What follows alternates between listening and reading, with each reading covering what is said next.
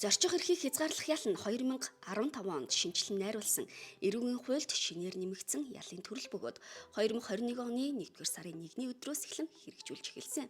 Ял хэрэгжиж эхэлсэн хугацаанаас хойш прокурорын байгууллагаас 2021 онд 1690, 2022 онд 3079, 2023 онд 2934, 2024 онд 2858, 2025 онд 3033, 2026 оны эхний 3 сарын байдлаар 1957 зорчих эрхийг хязгаарлах ял шийтгүүлсэн хүний шүүхийн шийдвэр гүйцэтгэх ажиллагаанд хяналт тавьж ажиллаж байна. Үүнээс 53.1% нийслэлд 46.8% нь орон нутагт ял эдэлж байна. 21 оноос хойш хэрэгжиж эхлэх хугацаанд нийт 15,551 хүнд бол прокурорын байгууллагаас бол хяналт тавин ажиллаж байна. За эрэгүү үйл зааснаар тухайн гэмтэргийг гэмтэрэг үйлдсэн хүнийг гэр бүлийн байгууллагын хяналтанд оршин суух газраас явахыг хориглох, тодорхой газар очихыг хориглох, мөн шүүгээс тогтоосон чиглэлээр зорчихгүй байх, эрх бүхий байгууллагын хяналтанд оршин суух газараа өөрчлөхгүй байх үүргийг хүлээлгэж 1 сараас 5 жил хүртэл хугацаагаар бол оногдуулж байгаа ялыг бол зорчих эрхийг хязгаарлах ял гэж бол тодорхойлсон байна. За энэ төрлийн ялын онцлог нь бол гэмтэрэг үйлдсэн хүнийг нийгмээс тусгаарлахгүйгээр ажил хөдөлмөр эрхлэх, сурч боловсрох, гэр бүлтэйгээ байх зэрэг үндсэн эрхийг нь хангаж өгдөгөр бол бусад төрлийн ялаас бол онцлогтой байна. Шүүхээс зорчих эрхийг хязгаарлах ялыг оногдуулсан хүчин төгөлдөр шийдвэрийг шүүхийн шийдвэр гүйцэтгэх байгууллага хүлээн авч ахлах шийдвэр гүйцэтгэгч тухайн хүнд цахим бугуувчийг зүүлгэж хяналт тавьж эхэлснээр зорчих эрхийг хязгаарлах ял хэрэгжиж эхэлдэг.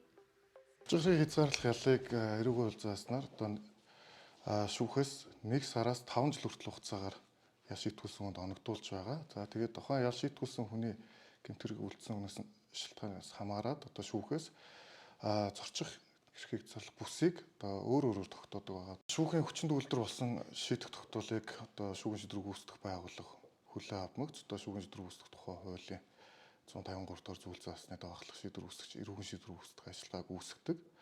За тэгээ эрүүгийн шийдвэр гүйцэтгэх ажиллагаа үүсгэснээрээ зорчих эрхийг хязгаарлах ял шийтгүүлсэн хүнд хяналтын тоног төхөөрөмж буюу цахим бугуувчийг зүүж хяналт тогтоосноор цахим буг зүүс өдрөөс нь эхлэн ялын хугацаа эхлүүлэн тоглодог. 2020 онд шүүхийн шийдвэр гүйцэтгэх ерөнхий газрын даргын тушаалаар захималт удирдлагын төвийг байгуулсан. Захималт удирдлагын төвийн ерөнхийдөө үндсэн чиглэл нь болохоор 24 цагийн хугацаагаар улсын хэмжээнд зорчих эрхийг хязгаарлах ял шийтгүүлсэн хүмүүстээ техникийн хяналтыг 24 цагаар тасралтгүй тавих үндсэн чиглэлтэй. Зорчих эрхийг хязгаарлах ялаар шийтгүүлсэн хүн хуулиар хүлээсэн үүргээ биелүүлээгүй бол оногдуулсан ялыг хорих ялаар солих үндслэл болдог байна. 2026 оны 3 дугаар сарын байдлаар зорчих эрхийг хязгаарлах ялыг хорих ялаар солиулах талаар нийт 79 саналыг прокурорын байгууллагад ирүүлснээс 71 хүний ялыг хорих ялаар солиулахаар шүүхэд хөрвүүлсэн байна. Энэ төрлийн ялаар шийтгүүлсэн хүн бол хууль заасны дагуу хэд хэдэн үүргийг бол хүлээж байдаг. За нэгдүгээрт бол техникийн бүрэн бүтэн байдлыг хангах. За мөн шүүхээс тогтоосон хязгаарласан бүс зорчихгүй байх. За оршин суух газараа эрх бүхий байгууллагын хяналтанд мэдэгдэхгүйгээр өөрчлөхгүй байх. За техникийн хяналтын бүрэн бүтэн байдлыг хангах. За шийдвэр гүйцэтгэгчийн дуудсан цагт бүрэн эрх хууль ёсны шаардлагыг биелүүлэх гэх мэт бол ийм хэд хэдэн үүргийг бол хууль заасны дагуу бол хүлээсэн байдаг. За хэрвээ хуулиар хүлээсэн үүргээ удаадараа биелүүлээгүй, давтан биелүүлээгүй, хяналтын тоног төхөөрөмжийн хэвийн ажиллагааг сарниулсан, 24 цагаас илүүгүй хугацаагаар хяналтаас зайлсхийсэн, мөн гэмтэрэг үлдэж ял шийтгүүлсэн, шийдвэр гүйцэтгэгчийн тавьсан хууль ёсны шаардлагыг биелүүлээгүй зэргээр ял эдлэх нөхцөл журмыг ноцтой зөрчсөн тохиолдолд бол хорих холоор бол сольдог бол үндслүүд бол байдаг.